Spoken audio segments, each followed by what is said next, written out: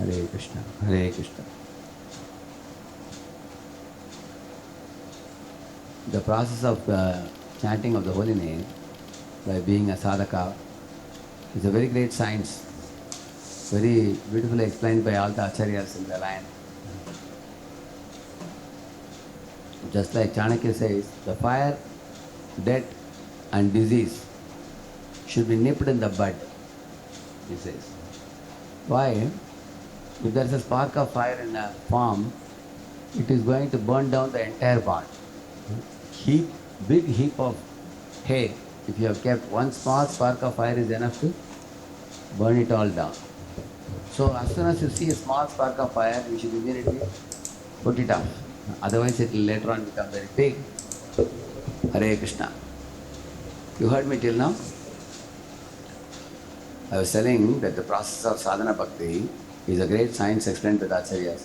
One who has learned it very well can only do it properly. Without losing the patience or losing heart, one can do it well. Just like in Kanyakumari, you find the boatman. You know, when you board the boat, everybody will be screaming because the boat goes like this way, that way.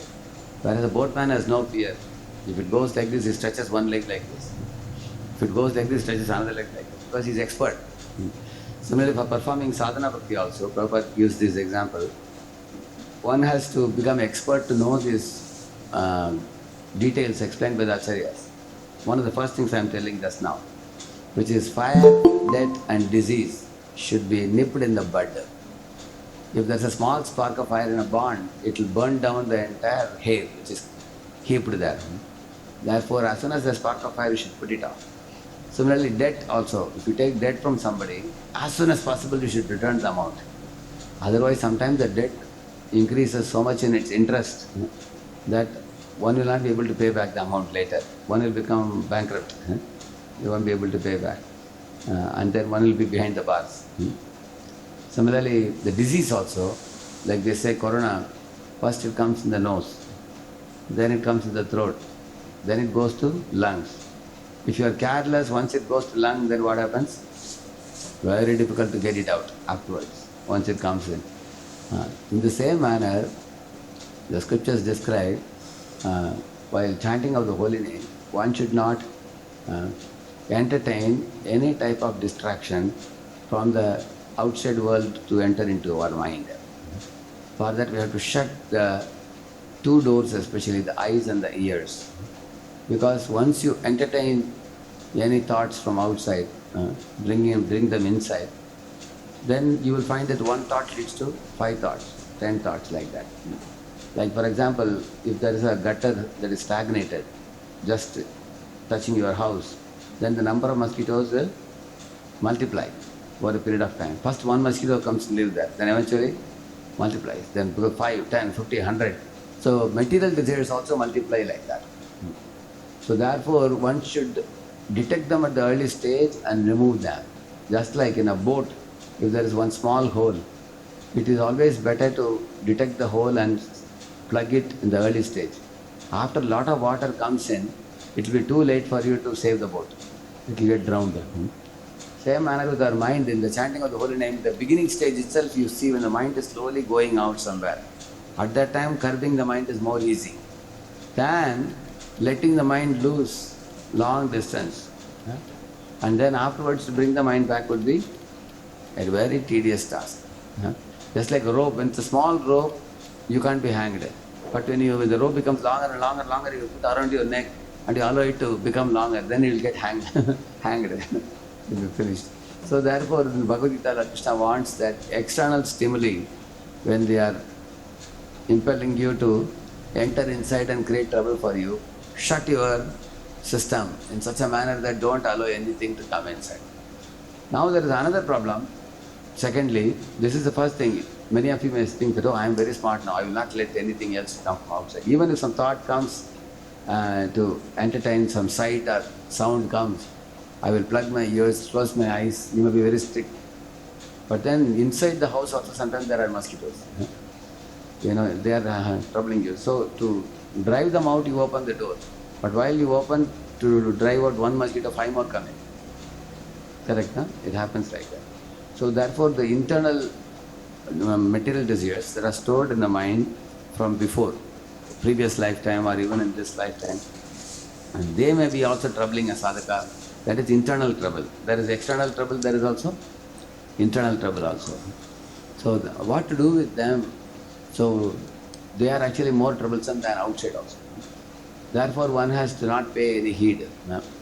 There are various ideas Acharya said. Either you neglect them or ignore them, don't take them seriously. Many things they have said. Then after doing these two things, then only one's mind is completely peaceful to do the actual homework. What is it? For example, if you have a Shiva Vigraha at home, you can worship the deity, you can sing kirtans for the deity, you can decorate the deity, you can ornament the deity, you can recite some shlokas and prayers for the deities. And peacefully one can do that. Similarly, Lord is there in our own heart and we are praising Him, glorifying Him by the chanting of the holy name. And we should be able to peacefully do that. Joyfully do that, cheerfully do that, do that with absorption. But the first two steps are important for the third step. Because if the external stimuli are going to keep giving us distractions through eyes and ears, we are looking with our eyes somewhere and hearing with our ears somewhere, and then we are getting distracted, then the first step only we got knocked out. But if you are saved from the first step, then the second step is a little more challenging, which is internal disturbances, which are due to the purva sanskaras, the impressions in our mind. They are very troublesome. And we can only overcome the internal sanskaras by being very humble, grateful, patient, tolerant and respectful to the holy name and to Guru and Krishna and the holy name. Only then, therefore I was talking about the attitude in the previous session. So when we are humble and grateful, all knowledge will flow in. When we are patient and tolerant, then one will see the results. Those who don't have patience and tolerance cannot get the result. And if one is respectful, then only the holy name will respond. Kintu adarat anudinam khaluseva jushta swadvi kramat bhavati tatrita bolahantri. Rupa Goswami says, adarat, he says. Respect for the holy name means submissive and attentive, making an effort to hear the holy name and not take the holy name casually or cheaply. So these qualities actually can save us even from the internal troubles. Because the internal troubles, when they come, we will become extremely humble in front of them. We will tell Krishna that, my dear Lord, I am simply helpless. I am defeated by my internal waves of old sanskaras. You alone are my shelter. So that increases the attitude for a good devotee. Devotee with the right attitude. Humble, grateful, patient, tolerant, respectful. Such a devotee. So then the third work, which is the actual homework, which is to praise the Lord with the holy name. Beg Him for His mercy, pray to Him for help, and request Him to uplift us. Like I told you the famous verse. Ayinandatanuja kinkaram patitam mam vishame bhavam budau kripaya tava pada pankajastita dhuli sadrisham vichintaya. So this way Lord can uplift us from our conditioned stage, youth stage. Because the holy name, if it is heard well, Srila Bhaktivinoda Thakur gives an example. There was a very mighty soldier. He was such a powerful soldier that one soldier can defeat 1,000 soldiers. He was like that. And 1,000 soldiers can have all types of weapons. And this soldier need not be given any weapons. Without any weapons, he can defeat them. There was one fellow like that. Samson and Dalila. Samson. In the forest, 1,000 soldiers attacked him. But this one soldier had no weapons. What he did, he took one donkey's dead skull was there. That skull he took and drove away all the 1,000 fellows. Can you imagine?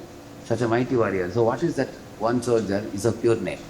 Bhaktivinoda Thakur says, pure name is trying to be buried by all other materialistic thoughts of lust, anger, greed, pride, everything is trying to bury the pure name. But if you can allow that pure name to come out, when the pure name comes out, it's like the sun rising in the sky, all darkness will run in the other direction. Darkness cannot have any stay. It's not possible. So therefore, every day our attempt is to bring out that holy name from the core of our heart by keeping the external distractions and internal distractions away and try to bring out the pure holy name with a desperate attitude of Niraparad Bhavanam. And we have to keep trying day after day, month after month. By the practice, a day will come and we can chant the holy names purely and lovingly. At that time, there is no more darkness in our heart. And the holy name will triumph and it will rule over our heart. And that is the conquest over Maya. And the devotee's day has come to return back to Godhead.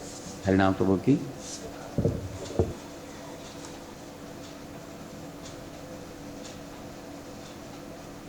Hare Krishna. Along with being Srila Bhaktivinoda Thakur's appearance day, today is also Srila Haridas Thakur's disappearance day. Also today is Ananta Chaturdasi Vrata. Also today is last day of observance of second month of Chaturmas, which was fasting from yogurt for a month. Now let us offer our respectful obeisances unto all the Vaishnava devotees of the Lord. Now just like desireful spring trees, ocean of mercy and full of compassion for the fallen conditioned souls. Vancha kalpatarobhyascha kripa sindhu vyayevacha patitanam pavanebhyo vaishnavebhyo namo namaha. Ananta Koti Vaishnavrinda ki, Srila Prabhupada ki.